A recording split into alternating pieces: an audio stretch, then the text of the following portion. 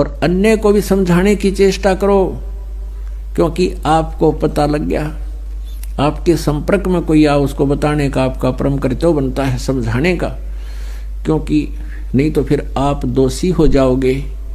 क्योंकि हम सभी एक ही परमात्मा की संतान हैं और हम भी उसी स्थिति में थे पहले, जब तक हमें ज्ञान नहीं हुआ।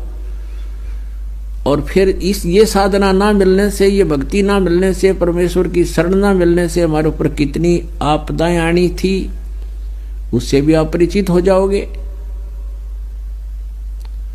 तो फिर आप सबको बताने की चेष्टा करो। को मानने ना मानने वो कोई बात नहीं, आपका कर्तव्य बना है एक बार उसको, एक बार छेड़छाड़ जरूर करे, उसने समझाने की चेष्टा करे और भक्ति बताओ आप प्रेम से। चाहे वो आपको बुरा भी बोले, काली नहीं माने, आपका फर्ज पूरा हुआ, आपने उसको परमात्मा का संदेश व चिट्ठी दे दी। अब वो मानने ना माने वो फिर खुद जिम्मेवार है। आगे जाके जब ये प्राणी यहां संसार छोड़ कर जाता है तो उस संसार छूटते उसका सारी बात याद आ जाती है, तू किस उद्देश्य से लेकर आया था संसार में और अब कर के रहा था। अब धर्मराज के यानी न्यायाधीश के पास जाकर तो उसको खड़ा कर दिया जाता है। अब न्यायाधीश पूछता है कि बोल भाई, देखा तेरी गठड़ी खोल, क्या कमा के लाया तू। वो तो उसके पास वो भी होता है सारा कुछ, तो उसको पता चल जाता है कहाँ मुझसे भूल होगी। अब वहां ये प्राणी एक बात कहता है, ये क्या कहता है कि हे भगवान, वहां जाके हमें भूल पड़ गई। क्योंकि जब ये प्राणी संसार में आता है उससे पहले इसको सब जो है बता दिया जाता है कि तू पीछे भी बहुत जन्म बिगाड़ चुके हैं मनुष्य के, और अब क्या फिर तेरा दाव लगा है अपनी सत साधना करना, परम संत की खोज करना और शास्त्र अनुकूल साधना करके अपना जीवन सफल करना। तो ये यही सोच कर आता है, माँ के गर्भ में भी इसको याद रहती है, हे भगवान इनका गलती बनी सो बनी, आगे कभी गलती नहीं करूंगा, आपकी भक्ति करूंगा, एक बार मुझे इस गंध से निकाल दो, माँ के गर्भ से बाहर कर दो। तो वहां तो इसको याद थी, जब ये यहाँ आया तो तीनों गुणों का एकदम प्रभाव हो गया, त्रिगुणमयी माया का, ये फिर भी अचेत हो गया। तो इसको नए सिरे से जो जैसी पढ़ाई पढ़ा देता है उसी तरह शुरू कर देता है। तो फिर परमात्मा अपने सिर पर अब भार नहीं रखते, अपने सिर उलाना नहीं रखते, वो भी किसी ना किसी माध्यम से कोई संदेश उस तक पहुंचवा कर छोड़ते हैं। अब जगह जगह चैनलों पर चल रहा है, पुस्तक बांटी जा रही है, भगत बहन भाई आपस में जो मिलने वाले उनसे भी चर्चा कर रहे हो, तो उस तक संदेश पहुंचा दिया आपने।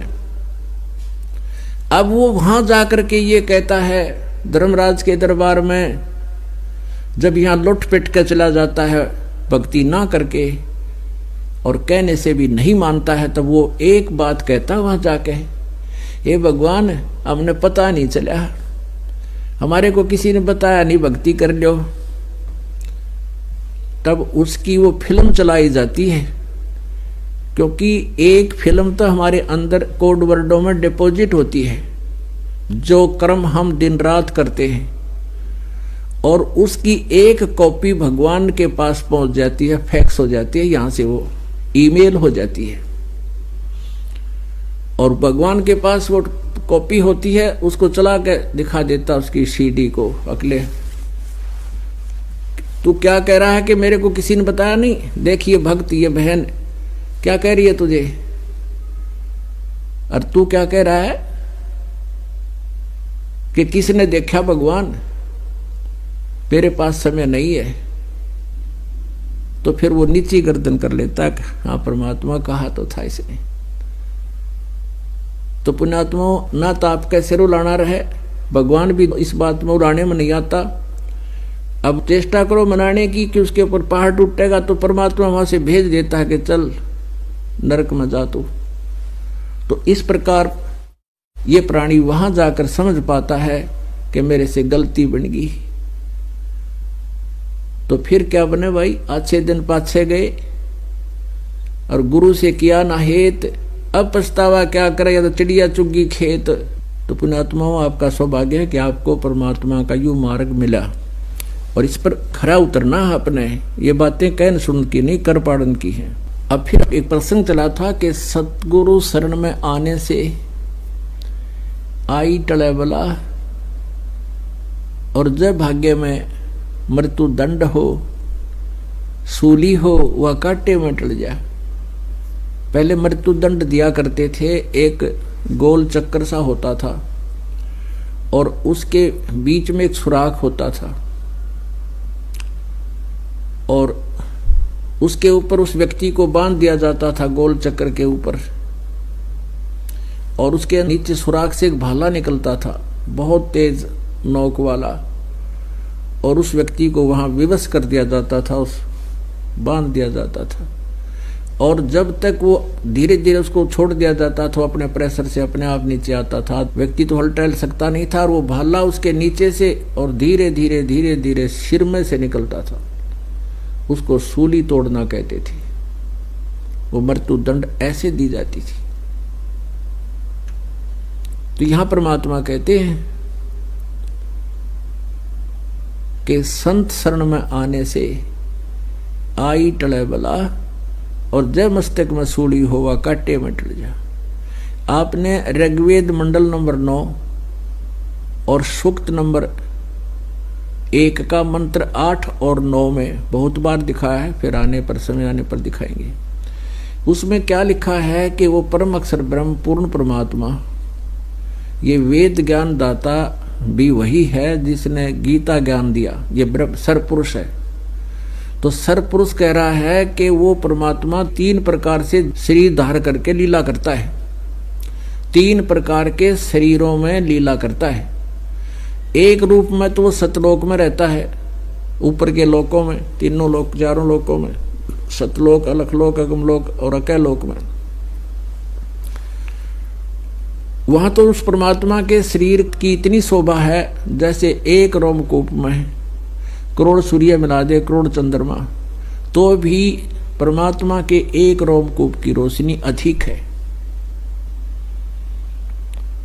और वो ट्रिपल रोल करता है, ट्रिपल। और दूसरे प्रकार का शरीर वो धारण करता है जैसे प्रत्येक युग में एक नवजात शिशु का रूप धारण करके, और उसका विधान है कि वो सरोवर के ऊपर वहां पर आकर के प्रकट होता है कमल के फूल पे,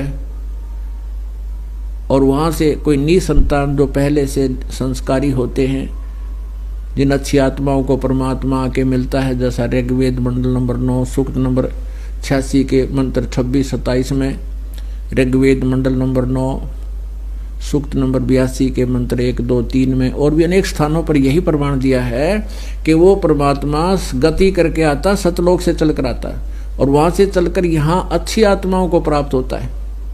तो उन अच्छी आत्माओं को मिलता है कमल के फूल शिशु रूप धारण करके, छोटे बालक का, नवजात शिशु का, और फिर वो धीरे धीरे जब बड़ा होता है तो फिर उसी छोटे ही समय से, यानी जब पैरों चलन लग जाता है उसी समय से वो बोलना शुरू कर देता है और अपने ज्ञान का प्रचार शुरू कर देता है। ये तो उसकी दूसरी सतीथि हुई लीला करने की, यानी डबल रोल।